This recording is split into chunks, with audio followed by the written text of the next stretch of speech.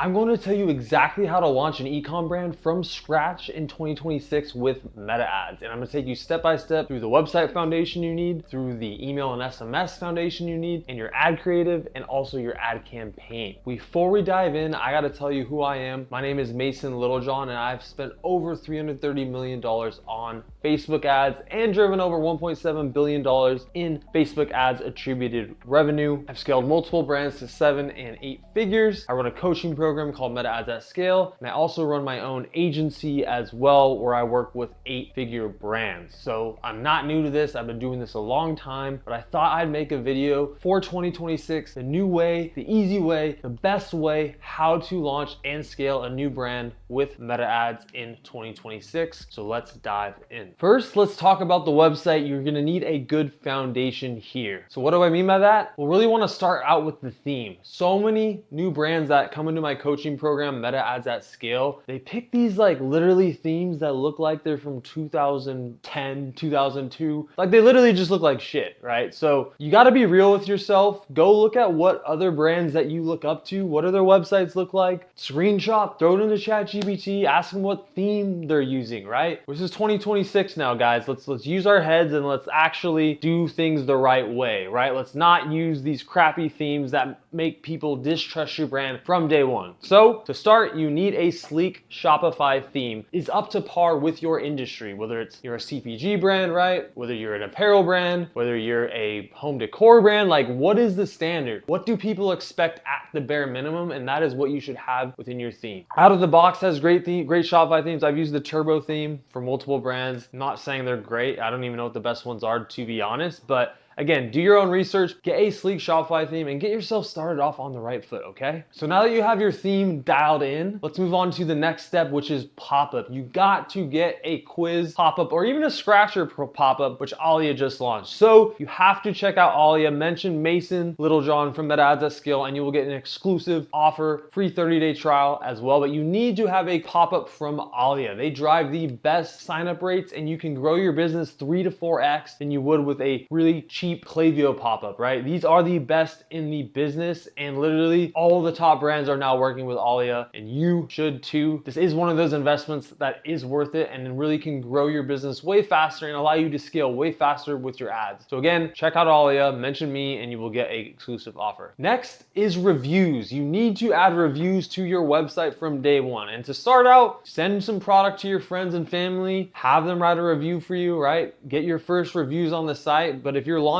a site from scratch, specifically consumer packaged goods products or some apparel products, hats, people want to know how things fit, right? If you don't have any reviews, people are taking a chance on you, right? And so you want to have that social proof. You want people to know that people have tried you out and you gave them a good product. This is one of the most surprising things every time in my coaching program where new brands will come in, some of them doing okay amounts of revenue, but they don't even have their reviews set up. They would have grown 5 to 10x faster if they would have just had reviews. So you can use Okendo, Judge.me. I mean, those are the two that I like the best, but find the best review apps that you like within the Shopify App Store, pick one out and get that going on your website. Next is good product detail page photos. So your product page photos, more or less. With AI, with the advancement of everything, you don't need official photo shoots anymore, right? You just need to have on-point product page photos, right? That's just the new standard now. So you can't get away with these crappy photos, right? That just look like they're from the early 2000s, right? Like you have to stop that stuff. Obviously, you don't want them to be too AI, but you want them to be nice, trustworthy, right? The main thing as a new brand is you need people to trust you, right? So again, there's a fine line between overdoing it and making it too AI, but making it clean, right? We want it to be clean, trustworthy, okay? So make sure you have dialed in product page photos. This is a big one. I've talked to multiple CRO agencies, and a lot of times they say changing out product photos has increased conversion rate more than anything else. Was astounding to me actually when I heard that from them, right? So do not sleep on the product photos. Make sure they're top quality, and I promise you, you're gonna have a better conversion rate from day one. Next is FAQs on the product detail page, right? So on your product page, typically as you're scrolling below the add to cart button, somewhere down there, you're gonna wanna have your FAQs, right? I call this the objection handling section, right? Like a sales call when people have objections and you need to have a rebuttal, right? And explain yourself or overcome their objection. questions, right? So have an FAQ. If you can easily answer their questions, then they're gonna buy, right? If they have questions that might stop them from buying, then you could just easily answer them and they're going to, again, purchase. FAQs are something super small that you don't think makes a big impact, but again, I've done multiple tests with multiple brands and having the FAQs actually makes a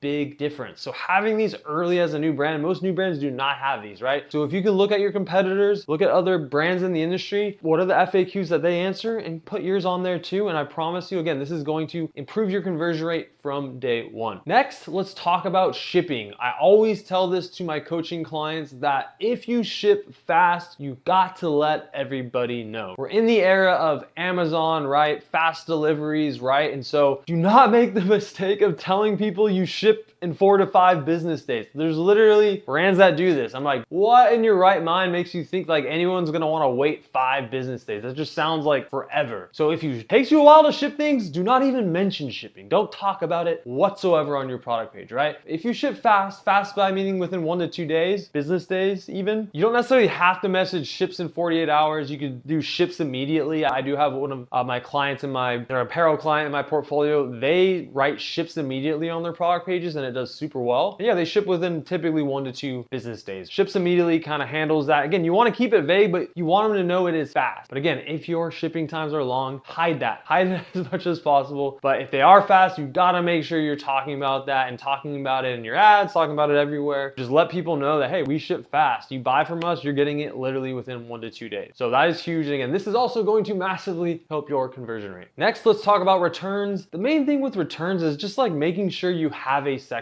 for it on your site, whether it's at the footer of your website. I mean, it definitely should be there. You should have a little like drop down section on your product page about returns as well. Again, this is stuff where like people say, hey, what if the size is wrong? Can I actually return it? Or is it final sale, right? People just give them this easy information so it doesn't stop them from purchasing. Next, let's talk about the complete the look section. Using Aftersell or Upcart or any other upsell apps, you should, as an apparel brand, be able to add that complete the look below your product photo, right? So if you're selling a shirt, you're recommending pants, right? Shoes, a hat, right? Complete the look is an easy way to increase your average order value. As a new brand, you might not have too many products, so it might not make sense to do this in the beginning, but definitely keep it top of mind as you move along in your brand journey that, hey, we can increase average order value by making recommendations that complement that main product with other ancillary products. Do not sleep on the complete the look. You'll see all the biggest brands, apparel brands in the world have this. So that's specific to apparel brands, but next let's talk about for CPG brands, consumer packaged goods brands, subscription brands. So one of the biggest needle movers for CPG brands on their product page is adding bundling. I've seen this massively increase average order value for so many brands, and it's allowed them to scale to 6, 7 figures so fast. The best app that I know so far is the Assortion app. So many people in my program use it. They have a great experience with it. There's probably other great ones as well, but make sure you're giving people the option to bundle and not just subscribe. For example, I buy this creatine from this company that I love called Centenarius Nutrition. They actually don't have bundling on their site, which they should, but I don't want to subscribe. I buy in bulk only. There's just some people out there that will never subscribe. I'm one of those people. I just don't like the idea of forgetting about things, and I don't like the idea of like having all these things pile up because I'm on a subscription and I don't use them, right? Instead, I would rather buy in bulk. I'll buy 5 at a time, right? So give people the option. There's people like me out here, we'll buy bulk. Even better if you give us a discount buying bulk, right? You can still do the subscriptions. You can still even push the subscriptions more, right? But giving people that option highly increases your average order value, right? And again, I've seen this work so well with so many brands, so do not sleep on that. And last, I wanna talk about the ribbon or the top bar of your website. Make sure you add relevant offer information there, right? So if you give 15% off your first order, or you do 15% off, you buy 2 or more items, just add some sort of offer up there, or free shipping over $50, right? So make sure that top bar or ribbon, right, has something relevant to message to your customers at all time. That is something that's slept on. So just make sure to use that real estate wisely because it really can impact your performance, specifically during promotions. Gotta have the promotion up there. You can put final hours when there's only a few hours left. Like, these are the biggest little things that actually make a big impact for your brand. So do not sleep on the top bar ribbon of your website. Make sure you always have some valuable text there and you're using that real estate wisely. Now that wraps up the website portion of this video. Now we're going to move on to email and SMS. What foundation do you need as a new brand for your email and your SMS? First, let's talk about email service providers. I personally recommend Klaviyo,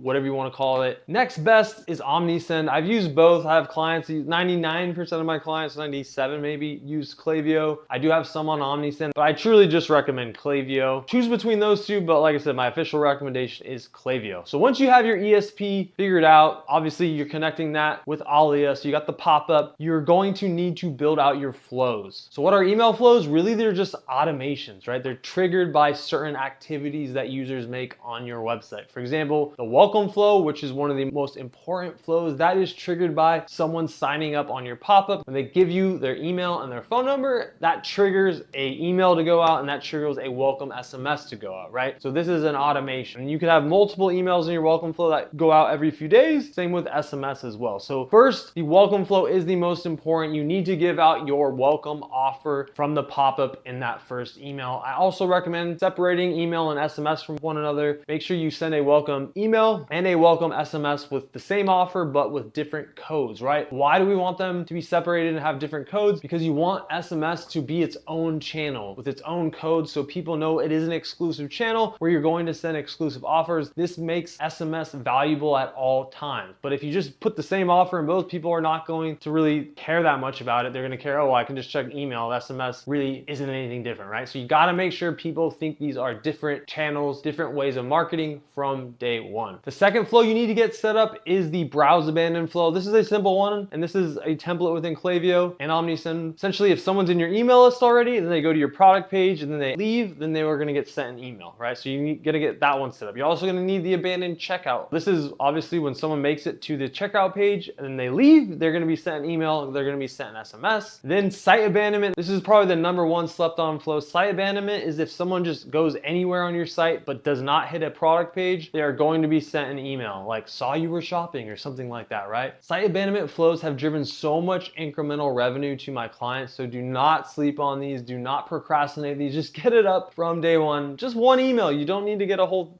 crazy amount of emails going in the site abandonment flow, but I promise you, you're going to make incremental revenue and you're not going to leave all the money on the table like most. Next is customer win back flow. This one is really simple as well. There's a template in Klaviyo. Essentially, it is when, you can determine this time period, but if someone hasn't purchased from you, typically it's like 60 or 90 days, it triggers an email that says, hey, we miss you, something along those lines, come back and buy from us. You can give them an offer as well. So again, you're trying to increase the LTV of your customers using this customer win back flow. And then also for good brands is the replenishment flow, right? So if someone isn't on a subscription with you, they just bought from you, and say it's a product that people will typically run out of in like 30 days, an email is going to be triggered if they have not purchased again that product to get them to come buy. Hey, looks like you're running out of your creatine. Make sure to come back and buy another one. Replenishment flows are massive for CPG brands. So again, just get these up right away. At least one email for all the flows I just mentioned, and I promise you, you're going to be in such a good place from day one. And now let's move on to email campaigns and SMS campaigns. I'm going to keep it brief here, but ideally you're just going to want to send one campaign a week. Ideally, maybe one every 2 weeks in the beginning when your email list is small, but ideally you're going to get to one a week, then one SMS a week. And why do you do this? You want to train your list that you're going to regularly send to them. So then you start to develop a relationship with your subscribers, right? They're expecting emails from you because you send them every week. This is a big mistake new brands make, is they just don't send campaigns, or they send one or only when new collections drop and that's it, or new products drops and that's it. No, you have to build a rapport with your list. Let them know that you exist at all times, at least once a week, and I promise you, you're going to have bigger moments during Black Friday, during promotions, when you do send emails, because people are already accustomed to opening your emails, opening your SMSs, and clicking on them to your website, right? So don't wait till Black Friday to start sending emails. You need to be doing this at all times, and really only once every 2 weeks to start, and then build up from there. And that wraps up the email and SMS portion of this video.